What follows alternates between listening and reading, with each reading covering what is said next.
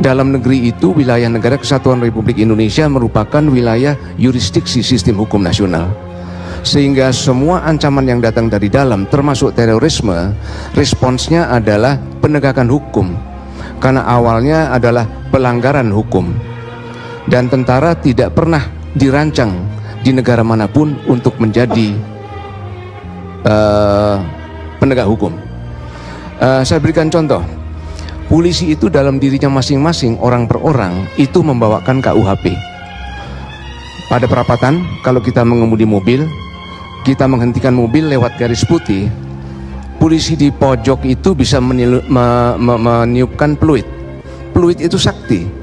Peluit itu mewakili KUHP. Polisi bisa memeriksa kita. Terus kemudian, menurut kewenangan diskresinya, kebijaksanaannya, dia akan menentukan kita melanggar atau tidak, atau kita melakukan tindakan itu karena tidak bisa untuk dihindari, gitu. Itu adalah kewenangan diskresi. Tentara dikasih 10 peluit, tidak bisa melakukan itu. Tentara tidak punya. Tentara pada diri masing-masing tidak membawakan KUHP. Tentara bertindak dalam hubungan satuan. Dalam taktik satuan, tugasnya apa? Mengalahkan musuh. Jadi sebetulnya tugas tentara itu adalah perang, dan konstitusi telah memberikan kepada tentara fungsi pertahanan nasional. Dan pertahanan itu sebetulnya adalah pertahanan untuk menghadapi ancaman militer dari luar negeri atau external defense, gitu. Tapi pada hakikatnya, karena ini adalah fungsi penegakan hukum, wilayah dalam negeri ini adalah wilayah penegakan hukum menjadi domain Polri bagaimanapun juga. Tetapi untuk membawa TNI masuk ke dalam wilayah penegakan hukum ada caranya.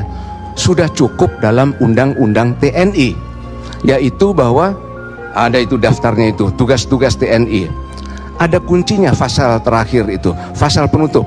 Semua tugas di atas dilaksanakan berdasarkan keputusan politik presiden. Itu. Jadi sebetulnya presiden bisa memerintahkan TNI untuk berbuat apapun sepanjang pertimbangan presiden itu diperlukan. Jadi di dalam demokrasi ukurannya bukan salah benar. Keputusannya ini salah atau benar, tidak bisa dinilai. Dalam demokrasi yang dinilai adalah keabsahan. Apakah kewenangan yang menggerakkan TNI itu berasal dari pejabat yang sah punya kewenangan itu atau tidak? Walaupun itu adalah membuat